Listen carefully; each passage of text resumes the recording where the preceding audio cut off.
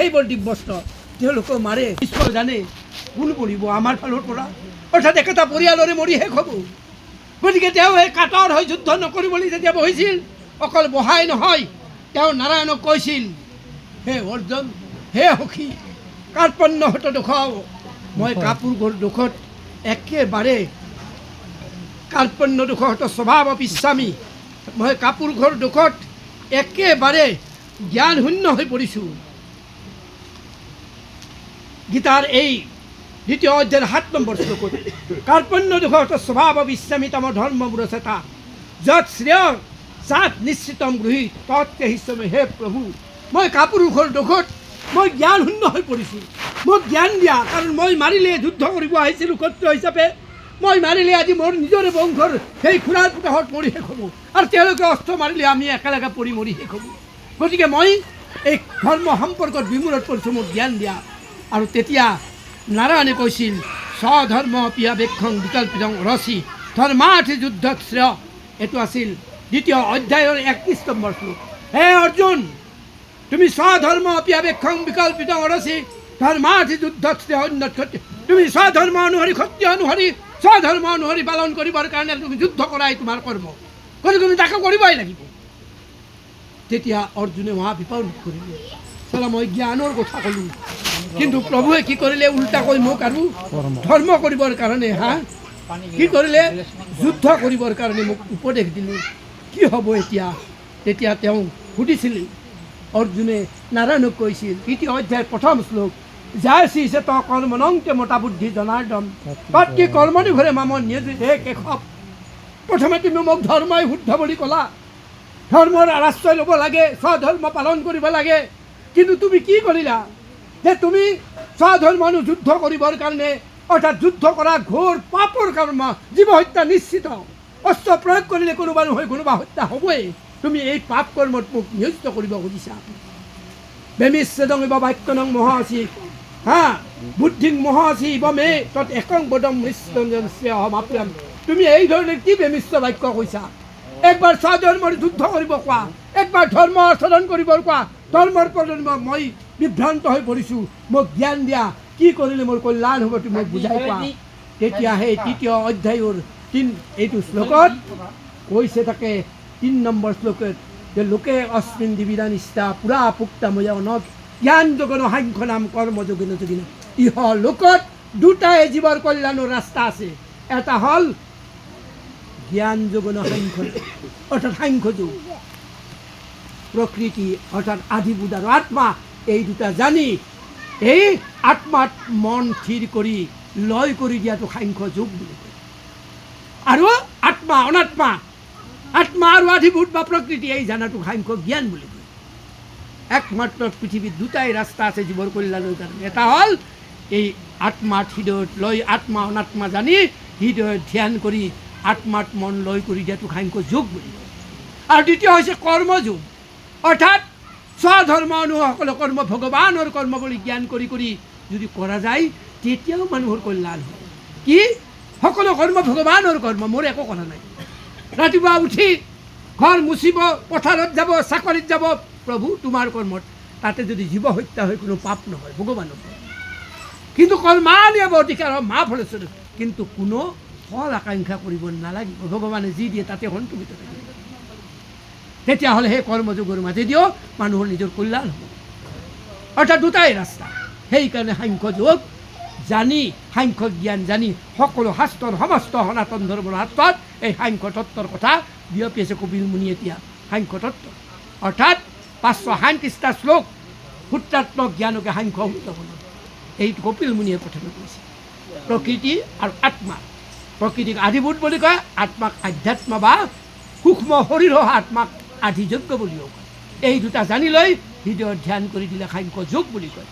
একমাত্ৰ এইটোৱে ৰাস্তা আছে বেলেগ একো নাই। কেনেকৈ? যে সেইটো কৰিবৰ কাৰণে প্ৰথমে গুৰু উপাসিয়া, গুৰু বলাৰ লগে লগে আমাৰ বহুতে যি পায় তাকে, আমাৰ পিতাহঁতেও গুৰু লৈছিল, আইহঁতেও গুৰু লৈছিল। সেইবিলাক হৈছে শংকৰদেৱে নিজেও 7জন গুৰুৰ গুৰুমতে মাধৱ কন্দলিকে লৈছিল।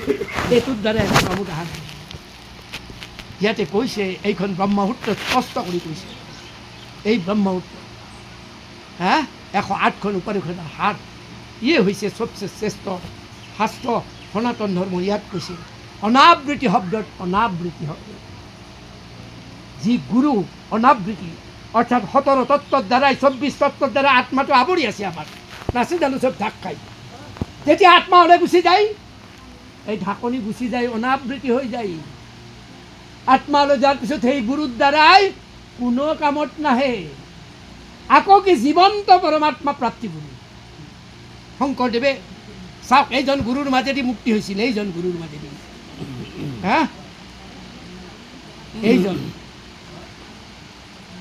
অৰ্থাৎ তেওঁ আগতে 7জন গুৰুৰ গুৰুমন্ত্ৰ লৈছিল সেইবিলাক কোনো কামত নাহে একো নাহিল এইজন বিষ্ণুপুৰী ৰামকৃষ্ণ পৰমহংস এইজন গুৰুৰ গুৰুমন্ত্ৰৰ মাজেদি অৰ্থাৎ LP স্কুলৰ মাষ্টৰে LP স্কুলৰ চাৰ্টিফিকেট দিব পাৰে হাইস্কুলৰ ষ্টুডেণ্টৰ চাৰ্টিফিকেট দিব পাৰে নেকি হাইস্কুলৰ মাষ্টৰে কলেজৰ ষ্টুডেণ্টৰ চাৰ্টিফিকেট দিব পাৰে নেকি কলেজৰ প্ৰফেচাৰে ইউনিভাৰ্চিটিৰ ষ্টুডেণ্টৰ চাৰ্টিফিকেট দিব পাৰে নেকি নোৱাৰে অৰ্থাৎ গুৰুৱে যিখিনিলৈকে আগবাঢ়িছে সেইখিনিলৈকেহে পাৰিব আপোনাক চিনি তাত কৰি নোৱাৰে কিন্তু আমাৰ মই এই প্ৰভু কৃষ্ণৰ সন্মুখত কৈছোঁ একমাত্ৰ মোৰ শিষ্যত বাহিৰে মই ঢেকীয়াখোৱা নামঘৰত যোৰহাটৰ আটাইতকৈ ডাঙৰ অসমৰ নামঘৰ তাৰ অপেনলি কিতাপত কৰিব গৈ কৈছোঁ আপোনালোকৰ পৰা যদি কোনোবা এজন মুক্তিপ্ৰাপ্ত আছে 50,000 টকা দিম ভৰালী নামঘৰ মই তেজপুৰত বিখ্যাত নামঘৰ আপোনালোকৰ যদি কোনোবা এজন মুক্তিপ্ৰাপ্ত আছে মই 50,000 টকা দিম এই ধুবুৰীৰ মা মনসা মন্দিৰ হৰভোগৰ গৰখীয়া মন্দিৰ চবতে নাই বোলে কলিযুগত নাই কোনে কৈছে কলিযুগ বুলি বোলে কলিযুগত নাপায় কোনে কৈছে কলিযুগ বুলি ক'ত লিখা আছে বোলে ভাগৱতত কোনখন ভাগৱতত এইখনতো অসম শংকৰদেৱে লিখা ভাগৱত ইয়াত ক'ত যুগ বুলি লিখা আছে হে চাওক আমাৰ অসমীয়া মানুহৰ কি বিভ্ৰান্তি হা ক'ত লিখা আছে আপোনালোকে ঘৰত যাই মই পৃষ্ঠাটো কৈ দিছোঁ পঢ়ি দিছোঁ চাব ইয়াত কি লিখা আছে যুগ বুলি কোনো কথা নাই ইয়াত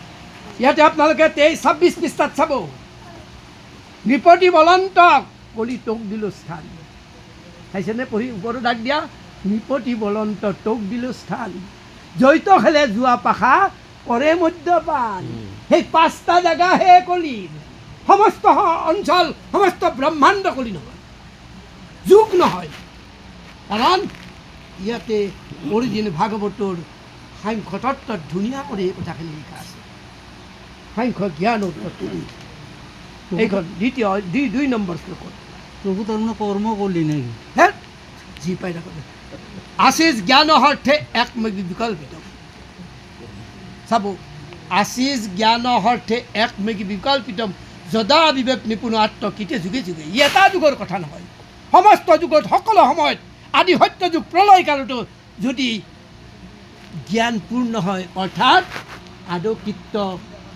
জ্ঞান অৰ্থে এক বিকল্পিত বিবেক নিপুণ অৰ্থাৎ আত্মা অনাত্মা এই দুটা জানাটোকে বিবেক নিপুণ বুলি কয় অনাত্মা আত্মা অনাত্মা জানি আধিভূত আৰু আত্মা জানি আধিভূতক ত্যাগ কৰি আত্মাত্মন লয় কৰিলে সকলো যুগত সকলো সময়ত প্ৰলয় কালতো সি মুক্তিৰ যোগ্য হ'ব যুগ বুলি কোনো কথা নাই অৰিজিন ভাগৱতৰ লিখি আছে চাওক আৰু তাৰে উদ্দেশ্যই হেন জানি অভ্যাসে পুৰি সৰ্বদাই চাওক এইখন ভাগৱত অৰিজিন ভাগৱতৰ ইয়াতে চাওক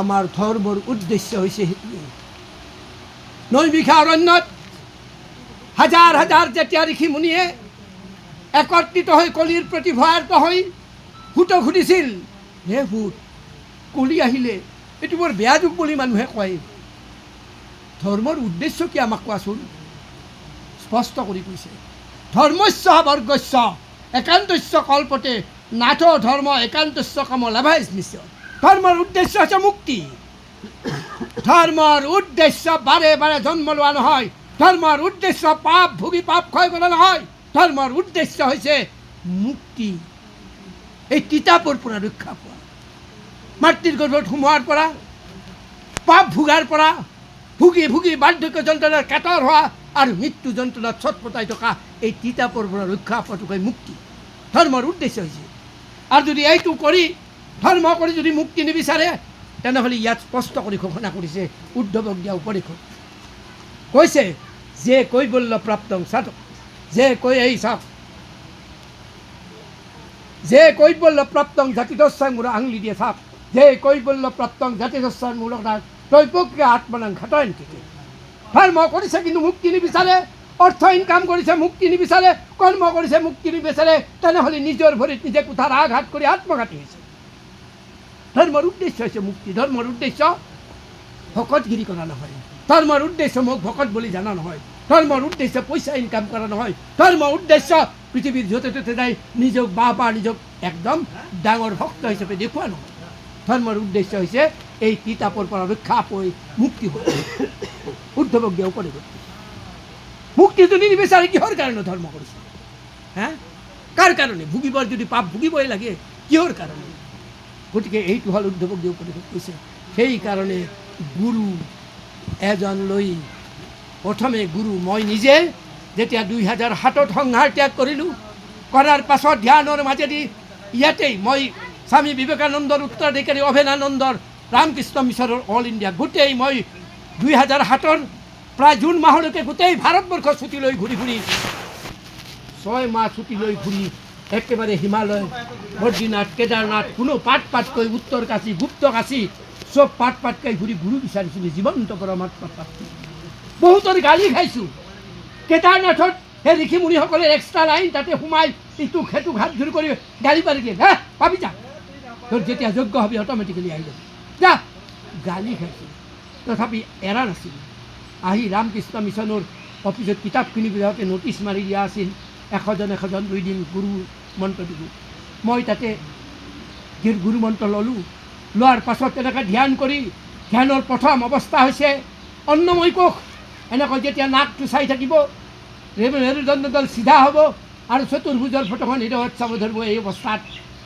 এইটো হ'ল প্ৰথমতে ইয়াতে যেতিয়া শূন্য হ'ব শূন্য হোৱাৰ পাছত ইয়াতেলৈকে আহিব ইয়াতে লৈ অহাৰ পাছত শৰীৰটো অদৃশ্য হৈ যাব শৰীৰটো হ'ল অন্নৰ দ্বাৰাই গঠিত এইটো প্ৰথমতে আমি দেখিছোঁ এইটো অন্নময় কোষ এই অন্নময় কোষ অদৃশ্য হৈ যাব তাৰপিছত প্ৰাণময় কোষ প্ৰাণটো অদৃশ্য হৈ যাব তাৰপিছত মনময় কোষ মনটো অদৃশ্য হৈ যাব তাৰপিছত বিজ্ঞানময় কোষ যেতিয়া পালোঁ প্ৰভু কৃষ্ণই মোক ক'লে নহ'ব তোৰ গুৰুৱে সিমান দূৰ পোৱা নাই আৰু গুৰু বিচাৰি স্বয়ং প্ৰভুৱে মোক তেনেকৈ ধমক দি নহ'ব LP স্কুলৰ মাষ্টৰে LP ছাত্ৰী তোমাৰ গুৰুৱে মই জানা নাছিলোঁ গোটেই পৃথিৱী ব্যাপী এই বিশ্বব্যাপী ৰামকৃষ্ণ মিছনৰ সেই আচাৰ্য যে তেওঁ যে সমাধিপ্ৰাপ্ত হোৱা নাই ময়ো জানা নাছিলোঁ তেওঁ মাত্ৰ সেই বিজ্ঞানময় কোষলৈকে পাইছিল গতিকে ময়ো সেইখিনিলৈকে পাৰ পাছত কৃষ্ণই ক'লে আৰু গুৰু বিচাৰি যা মই লগে লগে পঢ়া আগতে সকলোবিলাকৰ জীৱনী পঢ়া অভ্যাস আছিল মই 3 দিনৰ ভিতৰতে একেবাৰে হিমালয়ত গৈ ৰাণী ক্ষেত্ৰত গৈ উপস্থিত হ'লোঁ তাৰে পৰা 60 কিলোমিটাৰ 45 কিলোমিটাৰ দোনাগিৰি মা কামাখ্যাৰ নিচিনা মন্দিৰ আছে সন্মুখৰ পাহাৰত মহা অৱতাৰ বাবা যায়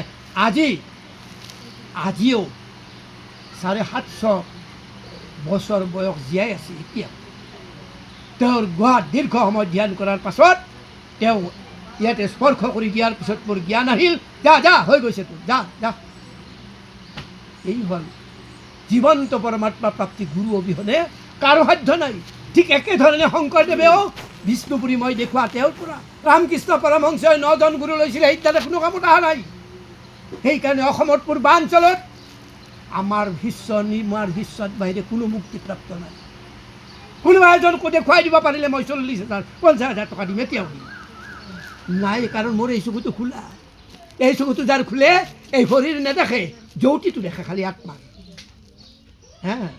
মই যেতিয়া বৃন্দাবনত গধূলি যেতিয়া ওলাই যাওঁ কিছু তাত বৃন্দাবনত অলপ চকু খোলা সন্ন্যাসী দৌৰি আহি প্ৰণাম কৰি গুচি যায় মই জানিছোঁ এইজনৰ চকুটো খুলিছিল কাৰণ মোৰ জ্যোতিটো দেখা পাইছে শৰীৰ নেদেখে এই আত্মাটো দেখা পায় এই আত্মাই সৰ্বব্যাপী পৰমাত্মা গতিকে এই অৱস্থাত সেইকাৰণে গুৰু জীৱন্ত পৰমাত্মা প্ৰাপ্তি গুৰুৰ গুৰু মন্ত্ৰ শংকৰদেৱেও সেই তৃতীয়বাৰ যেতিয়া 7জন গুৰু লোৱাৰ পিছতো একো নাপালে তৃতীয়বাৰ যেতিয়া বদ্ৰীনাথৰ পৰা ঘূৰি আহি কাশী পায় তেতিয়া এই বিষ্ণুপুৰী যা তই যোগ্য হৈছে অথচ গুৰু ৰাস্তাত উপনীত হ'ব পৰা নাই সেই বুলি গুৰু মন্ত্ৰ দিয়ে আৰু তেওঁ ভক্তি ৰত্নাৱলী কিতাপখন মাধৱৰ দ্বাৰাই তেওঁ ট্ৰেন্সলেট কৰিব দিয়ে সেই দুটা বস্তু দিছিল। ঠিক ৰামকৃষ্ণ পৰমহংসও 9জন গুৰুৰ গুৰুমন্ত্ৰ লৈছিল, কিন্তু তাৰ দ্বাৰাই একো পোৱা নাছিল। কিন্তু মা কালীয়ে হিমালয়ৰ পৰা সেই বিষ্ণুপুৰীক আনি তেওঁৰ দ্বাৰাই গুৰুমন্ত্ৰৰ মাজেদিহে মুক্তি হৈছে। আৰু আমাৰ শিষ্য আজি গহপুৰ গুৱাহাটীত চাৰি অসমৰ বৃন্দাবনত দিনে দিনে মুক্তিৰ পথত থিয় হৈছে। একমাত্ৰ মই মুক্তি হৈছোঁ, সেইকাৰণে মুক্তি। মই থকালৈকে হ'ব, আৰু মোৰ পাছত যদি উত্তৰাধিকাৰী মুক্তি নহয়, সেই উত্তৰাধিকাৰীৰ গুৰুমন্ত্ৰৰ দ্বাৰাও কাম নিদিব, সিও মুক্তি হ'ব লাগিব। গতিকে মই থকা অৱস্থাত সকলো শিষ্যয়ে যদি ধ্যান কৰি চেষ্টা কৰি, যিসকলে চেষ্টা কৰি আছে সকলোৱে মুক্তিৰ পথত থিয় হৈছে। অতি সহজ কাম। গতিকে এই হ'ল, এই ধৰণে বহিব, নাকৰাকটো চাই ল'ব, এইদৰে হ'ল, আৰু ফটোখন ভিডিঅ'ত চাব চেষ্টা কৰিব। আজি চাওঁতে কালি চাওঁতে লাহে লাহে যেতিয়া স্থিৰ হৈ যাব, বাছ হৈ গ'ল পাপ চাই, তাৰপিছত লাহেকৈ এই প্ৰাণটো একদম ওপৰলৈকে চিধাই লৈ যাব মেৰুদণ্ডই দি নি ওপৰেদি এই ফটোত সেই ফটোখনৰ মূৰ্তিটো তাতে লগ কৰি দি এই প্ৰাণটো ইয়াতেলৈকে আহি এই ফুলৰ মাজেদি চাবৰ কাৰণে চেষ্টা কৰে। এই তৃতীয় ষ্টেপ।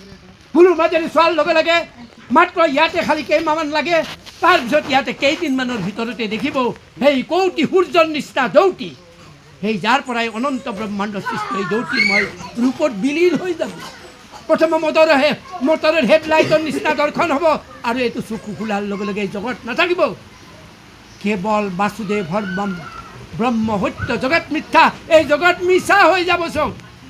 সকলোৱে কেৱল বাসুদেৱ পৰমাত্মাই হ'ব। এইখিনি পোৱাৰ লগে লগে আৰু পাবলৈ একো বাকী নাথাকে। আপোনালোকে এইখিনি চেষ্টা কৰি অতি সহজ। মই ক'লোঁ নহয় যে ইয়াতে মাটি এডোখৰখিনি ঘৰ বান্ধা বহুত টান, লগতো নাযাব চোন তেলো।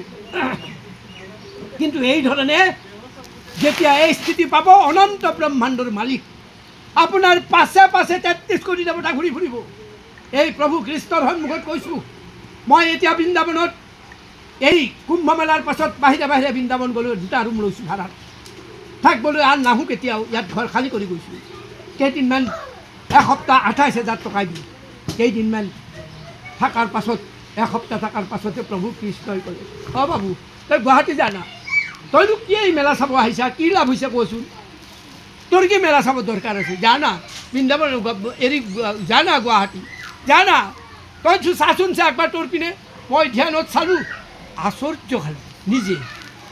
মোৰ চাৰিওপিনে দেৱতাসকলে সৰু সৰু বিমান লৈ ঘেৰি আছে, আৰু মই যেতিয়া তাৰে পৰা ওলাই মন্দিৰ চাব যাওঁ, সিহঁতে আমন জীৱন কৰি থাকে।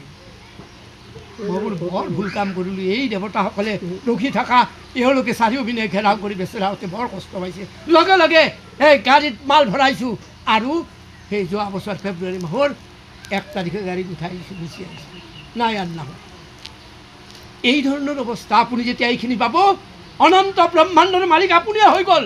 কি এখন ৰাজ্যৰ মালিক, কি এখন ঘৰৰ মালিক হ'ব, অনন্ত কোটি ব্ৰহ্মাণ্ড। আপুনি যেতিয়াই ৰাস্তা ওলাব, ওলোৱাৰ লগে লগে আপোনাক স্বয়ং পৰমাত্মা পৰম ব্ৰহ্মই আপোনাক নিৰ্দেশ দি দিব, আজি দিনটো কেনেকৈ যাব। মই ক'লোঁ নহয় যে ওলাইছোঁ, গাড়ীখন এক্সিডেণ্ট হ'ব, লগে লগে গলৰ পৰা কৃষ্ণৰ তুলসীৰ মালা দিলে, মোৰ গাড়ীখনত চাব তাতে মেৰিয়াই লৈ আছে। তাতে এতিয়া গৈ দেখা পাব তুলসীৰ মালা এডাল। কাৰ সাধ্য আছে কৃষ্ণক লগত খুন্দা মাৰিবৰ কাৰণে? কাৰ সাধ্য আছে? হয় দেখিলোঁ আহিছিল ট্ৰাক এখন, চাই থৈ খুন্দা নালাগিল। এইটো মই নিজে আজিৰ পৰা কেইবছৰমান আগতে যেতিয়া বৃন্দাবনৰ পৰা এই গাড়ী লৈ আহোঁ, 2টা চাকা বাম চাইডে খালত নামি গৈছিল। 1 নম্বৰ চিটত প্ৰভু কৃষ্ণ থাকে। হে প্ৰভু কি হ'ব দশা, চিধাই 50 ফুট আঁতটো বাচাৰ উপায় নাই।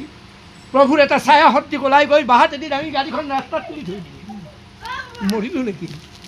অমৰকণ্টক নৰ্মদা নদীৰ উৎপত্তি স্থানত যেতিয়া তাত এটা ভিগু কমণ্ডলৰ ভিগু মুনিয়ে সেই নৰ্মদাৰ উৎপত্তি স্থলত তপস্যা কৰিছিল, তেওঁ যেতিয়া সিদ্ধি লাভ কৰি সমাধি পালে, তেতিয়া ভিগুৰ কমণ্ডলটো এৰি থৈ গুচি আহি এটা পাথৰ হৈ আছে। বহুতে চাব যায়, ময়ো গ'লোঁ। চব মানুহে ক'লে নাযাব, তাত গ'লে কোনো ঘূৰি নাহে। বোলে মই সংঘাৰ ত্যাগী মানুহ, জংঘলত হেৰাই যাওঁ, মানুহৰ মাজত হেৰাই যাওঁ, একেই কথা। গুচি গ'লোঁ। ৰাস্তা ভুল হৈ গৈ বাঘ ভালুক সকলোবিলাকে ঘেৰি ধৰিলে। হে প্ৰভু কি হ'ব আজি দশা? এইবুলি স্মৰণ কৰাৰ লগে লগে গেছৰ পৰা জাপ মাৰি প্ৰকাণ্ড হনুমান, সি বহতেও ইমান ওখ, হা হা চব খেলি দিলে। মৰিলোঁ নেকি? চম্বলৰ উপত্যকাই দি মই আজি 3 বছৰ আগতে হায়দৰাবাদৰ পৰা আহি আছিলোঁ, 4 বছৰ আগতে ভুৱনেশ্বৰলৈকে। কটক পোৱাৰ আগে আগে 6জন ডকাইতে বন্দুক ধৰি চলো চলো জংঘলৰ মাজত লৈ যাব চেষ্টা কৰিম। হে প্ৰভু কি হ'ব? তেওঁলোক কৰি ছুলংকৰ একে ফৰ্তি লৈ থাপ কৰি আহি হটাও এই ভগৱান আদমি কিয় মাৰিছে কৰতে হয়? মাৰিলে হা কাৰো সাধ্য নাই, লঘণেও নাৰাখে। মই এইবাৰ আহাৰ দুদিনমান আগতে বৃন্দাবনৰ পৰা মই ৰাতিপুৱাই সৰু চিলিণ্ডাৰ আছিল, গেছটো জ্বলাই অলপ কিবা এটা বনাই ৰুটি চুটি খাওঁ, খাই যাম ওলাই, যাৰ লগে গেছ নোহোৱা হ'ল। বৃন্দাবনত 12টাৰ আগতে দোকান পোহাৰ কম খোলে, কাৰণ 12টাৰ পাছত তীৰ্থযাত্ৰীবিলাক আহে, তাক লৈতো ব্যৱসায় কৰোঁ, গতিকে তাৰপিছত খোলে। মই বোলো 12টাৰ পাছত গেছটো আনিম, তাৰপিছত খাম। এদিন নাখালে একো নহয়। ওচৰত বাকে বিহাৰী মন্দিৰ, কৃষ্ণ মন্দিৰ ঘূৰি আহি চাওঁ, সাকি কৰিলে কিবা ঢোঙা ওলাই আছে, ঘূৰি চাওঁ যে 12খন পুৰি, গৰম পুৰি। চকীদাৰে সুধিলোঁ কোন ৰখা है? अरे महाराज आपका रूम में भगवान सारा कृष्ण सारा कोई नहीं जाता है। লগনে ৰাখিলে নে? হা এদিন মই পৰিক্ৰমা কৰি গোটেই বৃন্দাবন ঘূৰি আহি ভাগৰ লাগি বিচনাতে ভৰিখন ৰমাই দি শুই পৰিলোঁ। 10টা বজাৰ লগে লগে কৃষ্ণই চিঞৰি চিঞৰি পিতা পিতা পিতা। হা প্ৰভু কি হ'ল? এই নাখাই শুই থাক নে, দে কিবা এটা বনাই খা। হা ল'ৰা ডাঙৰ হ'লে মাকেও এই ক'ৰবাত খাই আহিব দে, কিন্তু প্ৰভু কৃষ্ণই ইষ্টই কেতিয়াও নেৰে, একান্ত মানে ঈশ্বৰৰ ওচৰত সমৰ্পণ কৰি দিয়ে। হা সংসাৰ এৰাইছে মোক, যা যা সোনকালে গুচি যায়, অন্ধকোপত পৰি তই এই চোনতালৰ লগত নাযাব। আপোনালোকে দেখিব কেতিয়াবা লখৰাৰ পৰা 1 কিলোমিটাৰ দূৰ সেই পকা ব্ৰিজৰ তলত যিটো 3 story building Canada bank thank আছে, প্ৰভুই নিৰ্দেশ দিয়াত 2000 হাতত একেদিনাই এৰি থৈ গুচি আহিছে। হা কিন্তু ল'ৰা ছোৱালী একো অসুবিধাও নাই। আপোনালোকে ভাবিব আৰে বহা ভুল কৰিলোঁ, সন্তান কি হ'ল তাত দেখা, 2টা ল'ৰা মৰো। BSCত এৰি আহিছিলোঁ, যেতিয়া BSCত ভাল ৰিজাল্ট কৰি পাছ কৰাৰ পাছত বেলেগৰ ইনফ্লুৱেঞ্চত মোমায়েকসকলে ইনফ্লুৱেঞ্চ IAS দিছিল, 2বাৰো বেয়া হ'ল। কোনোবাই মোক খবৰ দিলে, এই তোৰ ডাঙৰ ল'ৰাটো 2বাৰো IAS দিলে, ভাল নহ'ল, তই কি চিন্তা কৰিছ? মোৰ খং উঠি প্ৰভু কৃষ্ণক কৈ দিলোঁ, প্ৰভু তুমি কিয় মোৰ ল'ৰাক ভুল পথত চলাই গ'লা? হা মইতো তাক সৰুৰ পৰা এইটো কৰা নাই। মই ইয়াত কৈছোঁ প্ৰভু কৃষ্ণক, আৰু সিদিনা লগে লগে IASৰ কাগজ দলিয়াই দিল্লী ইউনিভাৰ্চিটি MSCত এডমিশ্যন লৈ ডক্টৰেট কৰি বৈজ্ঞানিক হ'ল। তাত কৰি কিমান বেছি কৰিলে। সৰু ল'ৰাটো আমাৰ এখেতসকলে জানে 3 বছৰ বয়সত এৰি থৈ আহিছোঁ মই। যেতিয়া মেট্ৰিক দিয়ে, শিষ্য এজনে তলেদি গৈ আছিল, মাকে নামি এই ডেকা বাবু, এই ডেকা ৰ'ব ক'ত যায়? বোলে গুৰুদেৱৰ টেকা যাওঁ। গুৰুদেৱক কৈছোঁ ল'ৰাটো 3 মাহ পিছত মেট্ৰিক দিব, মই একো উহা দিয়ে পোৱা নাই, কি হ'ব তাৰ পৰীক্ষা? হ'ব বাৰু মই ক'ম। আহি ক'লে গুৰুদেৱ, গুৰুমাক লগ পাইছিলোঁ, তলৰ পৰা নামি আহিল বিল্ডিঙৰ পৰা, ক'লে 3 মাহ পিছত হেনো ল'ৰাটো মেট্ৰিক দিব, একো জ্ঞান ক'লে আপুনি যাক মই যি কৰোঁ প্ৰভু, মই তাতো একো সেৱা নকৰিলোঁ, কি হ'ব? হে তোৰ ল'ৰা মেট্ৰিকতকৈ ফাৰ্ষ্ট ডিভিজন ভাল মাৰ্ক পাবহে লাগে। 93.7% পাই দিল্লীত ইঞ্জিনিয়াৰিং ডিগ্ৰী চেণ্ট্ৰেল গভৰ্ণমেণ্টৰ ইউনিভাৰ্চিটিৰ পৰা তেওঁ ইঞ্জিনিয়াৰিং ডিগ্ৰী কমপ্লিট কৰি চেণ্ট্ৰেল গভৰ্ণমেণ্টৰ মাকৰ লগত চাকৰি কৰি আছে। ইয়াত কৰি কি বেছি কৰিলে? ভগৱানৰ দ্বাৰাই সমস্ত কৰিব পাৰি, কেৱল সমৰ্পিত কৰক।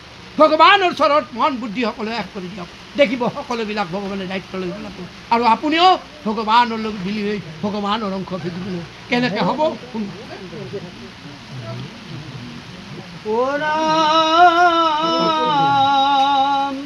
অন্তকালে স্মৰিয়া বলয় নাৰায়ণ।